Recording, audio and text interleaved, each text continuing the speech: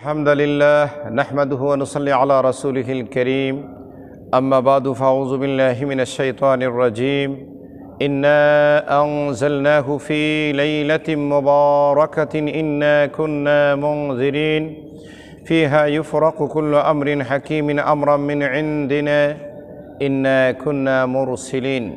وعن معاذ بن جبل رضي الله تعالى عنه قال رسول الله صلى الله عليه وسلم إن الله يطلع ليلة من نصف شعبان فيغفر لجميع خلقه إلا مشرك أو مشاهن أو كما قال النبي صلى الله عليه وسلم. সম্মানিত সুধী এবং ধর্মপ্রাণ মুসলমান ভাই ও বোনেরা, আমরা সকলে অবগত আছি যে 14 ফেব্রুয়ারি 2025 সালে আগামী শুক্রবার 14 শাবান দিবাগত রজনীতে আমাদের সকলের কাছেই পুণ্যময় এবং বরকতের একটি ফজিলতপূর্ণ রজনী আমাদের কাছে সমুপস্থিত হতে যাচ্ছে। সেই রজনীটি আমাদের সকলের কাছে পরিচিত শবে বরাত। এই শবে বরাত আরবি শব্দ নয়, শবে বরাত একটি ফার্সি শব্দ।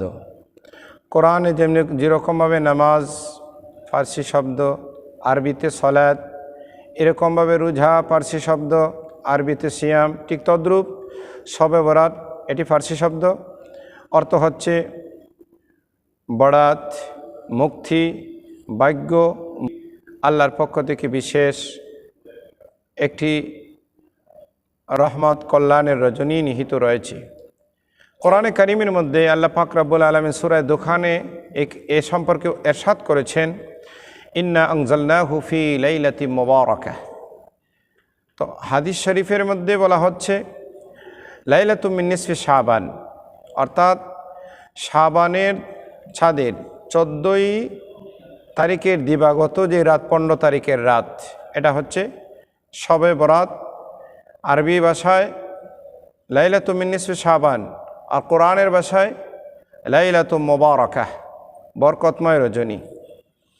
এ সম্পর্কে আমরা কোরআন থেকে যে রেফারেন্সটা আলোচনা করতে যাচ্ছি, এ সম্পর্কে অধিকাংশ মুফাসসিরিনে কেরাম যদিও লাইলাতুল মুবারাকাকে শবে কদর বলেছেন, তথাপিও আমরা নবী করিম সাল্লাল্লাহু আলাইহি ওয়াসাল্লামের একজন সাহাবী হযরত ইকরামা রাদিয়াল্লাহু তাআলা আনহু প্রমুখ থেকে তাফসীর করেছেন যে সূরা দুখানের 3 নম্বর আয়াত লাইলাতুল মুবারাকা দ্বারা শবে বরাতই উদ্দেশ্য, যে এই রজনীও আল্লাহ পাকের পক্ষ থেকে বিশেষ বরকতময় রয়েছে।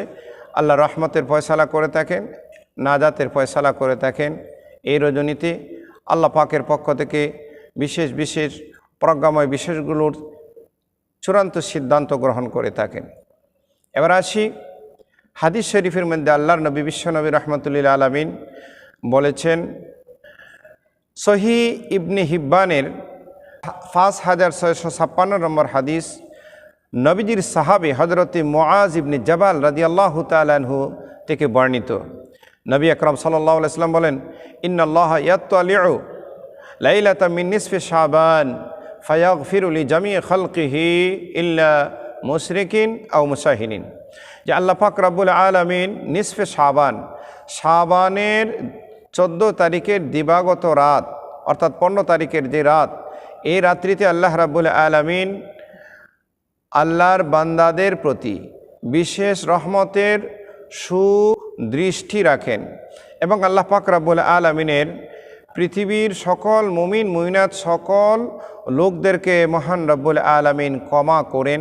তবে যারা মুশরিক, যারা আল্লাহর সাথে শিরিক করে, আও মুশাহিনিন, অর্থাৎ মুসলমানের সাথে বিদ্বেষ রাখে, মন থেকে মানুষকে ঘৃণা করে, এই 2 লোক ছাড়া আল্লাহ পাক রব্বুল আলামিন সকলকে শবে বরাতের রজনীতে আল্লাহ রাব্বুল আলামিন ক্ষমা করে থাকেন। হযরত আলী রাদিয়াল্লাহু তাআলা আনহু থেকে আরও হাদিস পাওয়া যায় যে রাসূল করিম সাল্লাল্লাহু আলাইহি ওয়াসাল্লাম ইরশাদ করেছেন, ইজা কানাত লাইলাতুম মিন নিসফি শাবান ফাকুমু লাইলাহা ওয়া সুমু ইয়াওমাহা ফাইন্নাল্লাহা তাআলা ইয়ানজিলু ফিহা লিগুরুবিশ শামসি ইলা সামাঈদ দুনিয়া আলা মিন মুস্তাগফিরিন ফাআগফির লাহু আলা মিন মুস্তারজিকিন ফাআরযুক লাহু আলা মিন মুবতালান ফাউআফি লাহু আলা কাযা হাত্তা ইয়াতুলু আল ফাজর। হযরত আলী রাদিয়াল্লাহু তাআলা আনহু বর্ণনা করেন, রাসূল করিম সাল্লাল্লাহু আলাইহি ওয়াসাল্লাম বলেছেন, যখন লাইলাতুন নিসফে মিন শাবান অর্থাৎ আমাদের কাছে যে সুপরিচিত শবে বরাত, এই নিসফে শাবানের 14 তারিখ দিবাগত রাত, 15 তারিখের রাত্রিতে শবে বরাতের রজনীতে আল্লাহ রাব্বুল আলামিনের ঘোষণা যে তোমরা রাত্র জাগরণ করো এবং পরের দিনে রোজা রাখো। কেননা আল্লাহ রাব্বুল আলামিন যখনই সন্ধ্যা হয়ে যায়, সূর্য অস্তমিত হয়ে যায়, সূর্য অস্তমিত হয়ে যাওয়ার পরে মহান রব্বুল আলামিন সামায়ে দুনিয়া আল্লাহর শান অনুযায়ী প্রথম আকাশে ডাকেন, কে আছো ক্ষমা প্রার্থনাকারী, আসো আমার কাছে ক্ষমা চাও, আমি আল্লাহ তোমাদেরকে ক্ষমা করে দিব। কে আছো রিজিক প্রার্থনাকারী, আমার কাছে রিজিক চাও, আমি আল্লাহ তোমাদেরকে রিজিক দান করব। তোমাদের অভাব অনটন অসহায়ত্ব দূর করে দিব।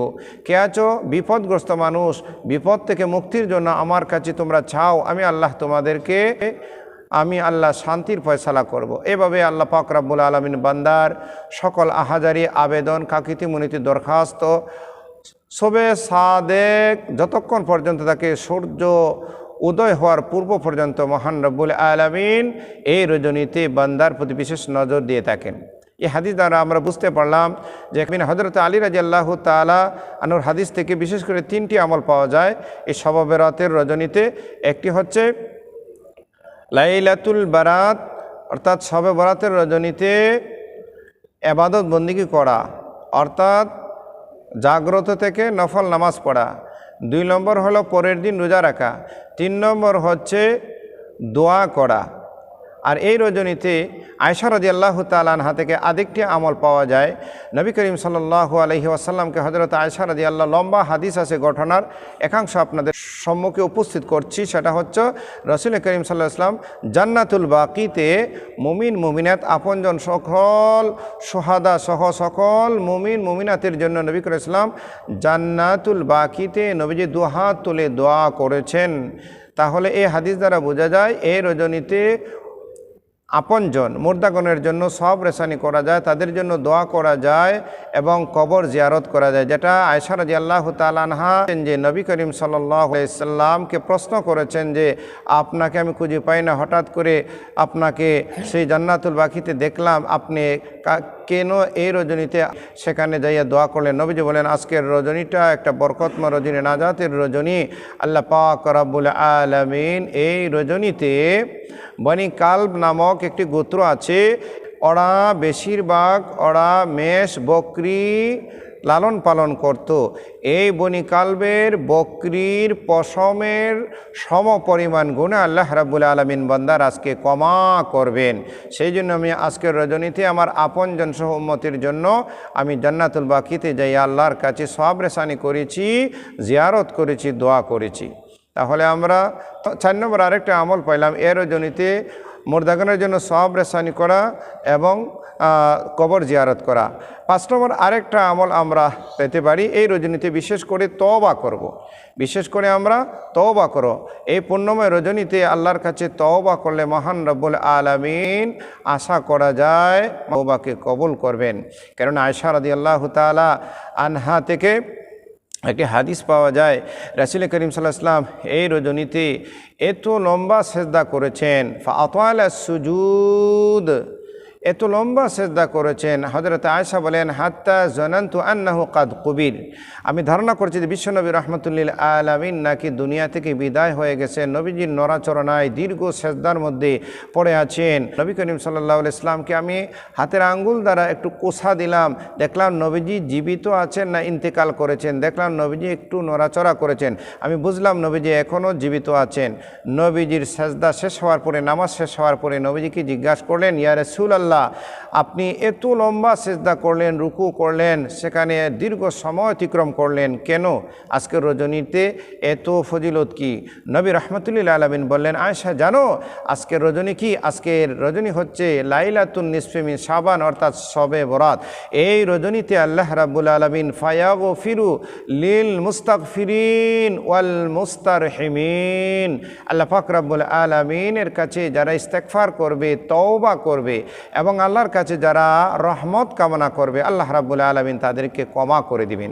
তাহলে আমরা এই বিশেষ করে 5টি আমল পাইলাম। একটা হচ্ছে শবে বরাতের রজনীতে আমরা সালাতুল লাইল, নির্দিষ্ট নামাজ নয়, 12 রাকাত নয়, 20 রাকাত নয়, বরঞ্চ হাদিস শরীফে ইবনে হিব্বান থেকে বর্ণিত সালাতুল লাইল মাসনা মাসনা মাসনা ফাসাইদান, 2 রাকাত 2 রাকাত 2 রাকাত করে যে যত রাকাত পড়তে পারে, সালাতুল হাজত পড়তে পারি, সালাতুত তাসবিহ আমরা পড়তে পারি, তাহাজ্জুদ পড়তে পারি, কোরআন তেলাওয়াত করতে পারি, জিকির আজকার করতে পারি, আমরা কাজা নামাজও পড়তে পারি। এই জন্য আমরা এই রজনীতে আমলগুলো করব। বিশেষ করে 5টি আমল আবারও বলছি। এই রজনীতে নফল নামাজ পড়ব, পরের দিন আমরা রোজা রাখব এবং মুর্দাগানের জন্য আমরা দোয়াও করব এবং সওয়াব রেসানি করব এবং কবর জিয়ারত করব। 4 নম্বর হচ্ছে যে আমরা বিশেষ করে দোয়া করব। 5 নম্বর তওবা করব, যে তওবা করলে আল্লাহ রাব্বুল আলামিন এই রজনীতে আমাদেরকে ক্ষমা করে, আমাদের পাপ আল্লাহ রাব্বুল আলামিন ক্ষমা করে আমাদেরকে আল্লাহর প্রিয় বান্দা হিসাবে নিষ্পাপের ঘোষণা দিবেন, ক্ষমার ঘোষণা দিবেন। সেজন্য আসুন, আমাদের মধ্যে ভাড়াবাড়ি আছে, সারাসারি আছে। কেউ বলে শবে বরাত নেই, কেউ আবার বেশি বাড়াবাড়ি করে এই রজনীতে গোসল করলে নাকি চুল থেকে যখন পানি পড়ে যাবে তখন সাথে সাথে গুনাহ মাফ হয়। এই ধরনের উদ্দেশ্য নয়, বরঞ্চ কেউ ফ্রেশ হওয়ার জন্য, পুত পবিত্র হয়ে আল্লাহর ইবাদত বন্দেগী করার জন্য কেউ যদি গোসল করে, এটা মুস্তাহাব ফুকায়ে কেরাম বলেছেন। কিন্তু এই উদ্দেশ্যে কেউ যদি গোসল করে যে এই রজনীতে বিশেষ ফজিলত আছে, গোসল করার পরে মাথা থেকে পানি যখন ঝরে ঝরে পড়বে গুনাহ মাফ হবে, এটা হবে বিদাত।